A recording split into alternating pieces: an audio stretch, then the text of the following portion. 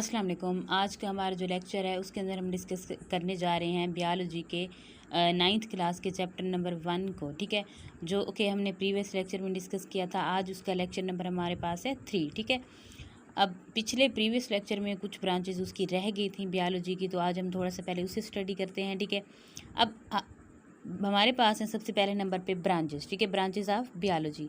अब सबसे पहले अगर हम देखें, हमारे पास एक है पैलेंटोलॉजी। ठीक है, दूसरी हमारे पास है एंटोमोलॉजी, तीसरी हमारे पास है फार्माकोलॉजी और फिर हमारे पास है इम्यूनोलॉजी। अब पैलेंटोलॉजी क्या है, हम सबसे पहले इसको देखते हैं पैलेंटोलॉजी को। ठीक है, अब पैलेंटोलॉजी बायो की वो ब्रांच है जिसमें हम फोसल्स को स्टडी करते हैं। ठीक है, अब फोसल्स को हम स्टडी करते हैं। फोसल्स क्या होते हैं? फोसल्स होते हैं dead remains of living organism, यानी कि ये जो लिविंग ऑर्गेनिज्म होते हैं उनके डेड रिमेन्स होते हैं। ठीक है, उन्हें हम कहते हैं फोसल्स। ये मुर्दा जानदारों की बाकियात हैं जो लंबे अरसे तक ज़ेर ज़मीन रहीं और हाई प्रेशर और हाई टेम्परेचर की प्रेजेंस में ऑक्सीजन की अब्सेंस होती है। ठीक है, और ये चेंज हो जाती हैं फोसल फ्यूल्स में। ठीक है, और ये चेंज हो जाती हैं डीजल के अंदर, ठीक है, पेट्रोल के अंदर, सीएनजी के अंदर चेंज हो जाती हैं। अब इनको स्टडी करना, ठीक है, इनकी कंपोजिशन को स्टडी करना और इनकी एज को स्टडी करना, उसके अलावा ये क्या है हमारे पास? पैलेंटोलॉजी है। ठीक है, ये उसकी थी हमारे पास उसकी सारी की सारी डेफिनेशन। अब हम इसे डिफाइन प्रॉपर किस तरीके से करते हैं कि branch of biology which deal with the study of fossils and their composition. ठीक है, बायोलॉजी की ऐसी शाख, ऐसी ब्रांच जिसके अंदर हम स्टडी करते हैं फोसल्स को, ठीक है, और उनकी कंपोजिशन को, कि फोसल्स कैसे बनते हैं, ठीक है, और कैसे बनते हैं, उनकी कंपोजिशन क्या है, ये हमने देखते हैं हम पैलेंटोलॉजी के अंदर। ठीक है, अब नेक्स्ट हमारे पास है एंटोमोलॉजी। एंटोमोलॉजी के अंदर क्या होता है कि इसके अंदर हम इंसेक्ट्स को स्टडी करते हैं। ठीक है, अब इसे हम डिफ़ाइन कैसे करेंगे कि branch of biology which deals with the study of insects. ठीक है, बियोलॉजी की ऐसी ब्रांच जिसके अंदर हम इंसेक्ट्स को स्टडी करते हैं, इंसेक्ट्स का, हशरात का मुताला करते हैं, उसे हम कहते हैं एंटोमोलॉजी। अब नेक्स्ट हमारे पास है फार्माकोलॉजी। ठीक है, अब फार्माकोलॉजी बियोलॉजी की वो ब्रांच है जिसमें ड्रग्स को स्टडी किया जाता है। ठीक है, उनकी कंपोजिशन को, उनकी मेडिकल एप्लीकेशन को स्टडी किया जाता है। उसके अलावा अगर हम देखें तो इनकी प्रॉपर्टीज़ को स्टडी किया जाता है। ठीक है, अब हम इसे डिफ़ाइन कैसे करेंगे प्रॉपर तरीके से कि branch of biology which deals with the study of composition, properties and medical composition of drugs. ठीक है, अब ये हमारे पास क्या हो गई? फार्माकोलॉजी हो गई। हम नेक्स्ट देखते हैं, हमारे पास है इम्यूनोलॉजी। अब इम्यूनोलॉजी के अंदर क्या होता है कि इसके अंदर हम इम्यूनिटी को स्टडी करते हैं। ठीक है, अब अल्लाह ताला ने कुदरती तौर पर, ठीक है, हमारे जिस्म के अंदर एक ऐसा सिस्टम बना दिया है जो कि क्या करता है कि कोई भी जरासीम, अगर हमारे बीमारी पैदा करने वाला जरासीम हमारे बॉडी के अंदर एंटर भी होता है, तो वो क्या करता है, वो सिस्टम उस जरासीम को उसके साथ लड़ता है। ठीक है, या तो उसे कमज़ोर कर देता है या उसे मार देता है। अब उस सिस्टम को हमने बोला था कि वो हमारे पास है इम्यून सिस्टम। अब इम्यून सिस्टम की जो स्टडी होगी, यानी कि हमारे पास जैसे वाइट ब्लड सेल है, रेड ब्लड सेल है, ठीक है, प्लेटलेट्स हैं, ये सारे के सारे क्या काम सर अंजाम देते हैं, ठीक है, इनका क्या फंक्शन होता है हमारे ब्लड के अंदर, तो उन सब की स्टडी हम करते हैं इम्यूनोलॉजी के अंदर। ठीक है, यानी कि इम्यूनिटी जो सिस्टम है हमारा, ठीक है, उसकी स्टडी इम्यूनोलॉजी के अंदर होती है। अब नेक्स्ट जो हमारा मेन टॉपिक है, ठीक है, जिसका नाम है इंटरडिसिप्लिनरी साइंसेज। अब हम देखते हैं कि इंटरडिसिप्लिनरी साइंसेज क्या होती हैं। इसकी अगर हम बात करें, ठीक है, इंटरडिसिप्लिनरी साइंसेस की, तो इसको हम डिफ़ाइन कैसे कर रहे हैं, हम कैसे देख रहे हैं कि each branch of science have relation with all above branches this form the basis. ठीक है, यानी कि जो साइंस की जो भी ब्रांच है, ठीक है, जितनी भी ब्रांचेस हैं, चाहे हमारे पास केमिस्ट्री है, फिज़िक्स है और मैथमेटिक्स है, उन सब का रिलेशन हम स्टडी करते हैं किसके साथ, कि उन सब का रिलेशन है साइंस के साथ। ठीक है, कैसा रिलेशन है वो हम देखेंगे। अब सबसे पहले अगर हम देखें कि आपको मालूम होना चाहिए कि साइंस की जितनी ब्रांचेज हैं उन सब का एक ओरिजिन क्या है?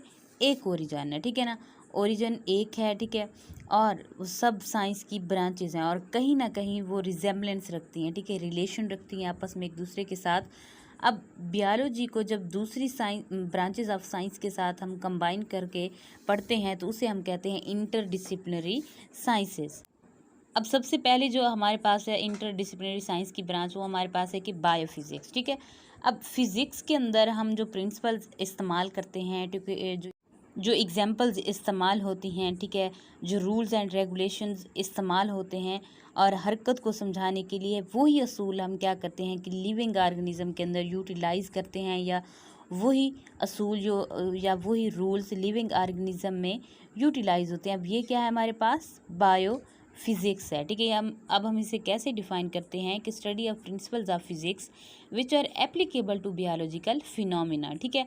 अभी मैंने आपको दोबारा से मैं रिपीट करके बता देती हूँ कि फ़िज़िक्स के अंदर जो भी प्रिंसिपल इस्तेमाल होते हैं, जो एग्जाम्पल हम इस्तेमाल करते हैं, ठीक है, जो रूल्स और एंड रेगुलेशन हम इस्तेमाल करते हैं हरकत को समझाने के लिए, वही असूल लिविंग ऑर्गेनिज्म में भी यूटिलाइज़ होते हैं, ठीक है। ये हम कहाँ पे स्टडी करते हैं, बायोफिज़िक्स के अंदर देखते हैं। अब ये इंपॉर्टेंट क्वेश्चन है, ठीक है, अक्सर एग्जाम के अंदर पूछा जा चुका है। अब नेक्स्ट हमारे पास है बायोकेमिस्ट्री। अब बायोकेमिस्ट्री में अगर हम देखें कि बायोकेमिस्ट्री दो अल्फाज का कम्बिनेशन है, ठीक है, बायो और केमिस्ट्री। बायो का मतलब होता है लाइफ और केमिस्ट्री का मतलब होता है कि मैटर की कंपोजिशन, ठीक है, यानी कि हम केमिस्ट्री के अंदर पढ़ते हैं मैटर की कंपोजिशन को, उसके अलावा हम उसकी प्रॉपर्टीज़ को पढ़ते हैं, ठीक है, और उसके अलावा हम क्या देखते हैं कि इसके अंदर जो केमिकल रिएक्शन हो रहे हैं वो कैसे हो रहे हैं, ठीक है। हम केमिकल रिएक्शन को स्टडी करते हैं, किसमें, बायोकेमिस्ट्री के अंदर स्टडी करते हैं।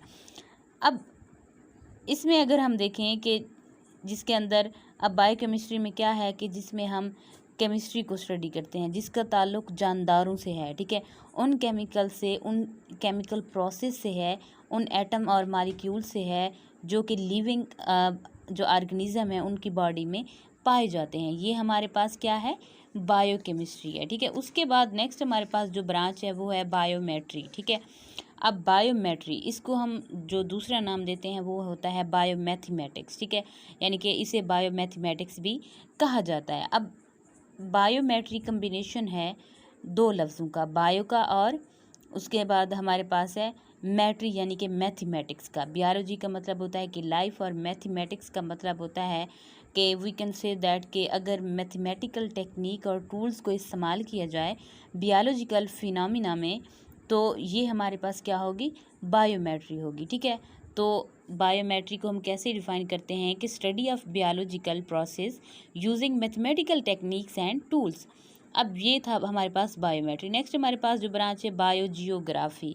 अब बायोजियोग्राफी को अगर हम देखें कि बायो का मतलब क्या होता है, जियो का मतलब क्या होगा, बायो का मतलब लाइफ होता है, जियो का मतलब ज़मीन, अर्थ, ठीक है। ग्राफी का मतलब होता है कि उनका हमने क्या करना है कि ग्राफिकल रीजन देखना होता है। अब बायोजियोग्राफी को हम कैसे डिफाइन करते हैं कि occurrence and distribution of different species of living organisms in different geographical regions of the world, यानी कि इसका मतलब ये है कि ज़मीन की मुख्तलिफ़ खित्तों में, जो ज़मीन है वो मुख्तलिफ़ खित्तों में तकसीम है, ठीक है, और इन मुख्तलिफ़ खित्तों में मुख्तलिफ़ किस्म के जानदार पाए जाते हैं, ठीक है।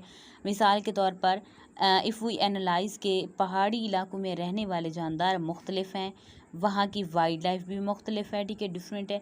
जबकि जो मैदानी इलाके में रहते हैं, ठीक है, जानदार, मैदानी इलाकों में रहने वाले जानदार हैं, उनकी वाइल्ड लाइफ डिफरेंट है, और डेजर्ट में रहने वाले जो वाइल्ड लाइफ है वो भी डिफरेंट होती है, चेंज होती है। इसी तरह से जो वाटर है, ठीक है, उसकी वाइल्ड लाइफ भी डिफरेंट होती है।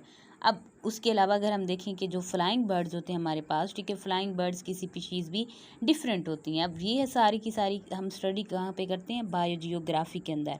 नेक्स्ट हमारे पास जो ब्रांच है वो है बायो इकोनॉमिक्स, ठीक है।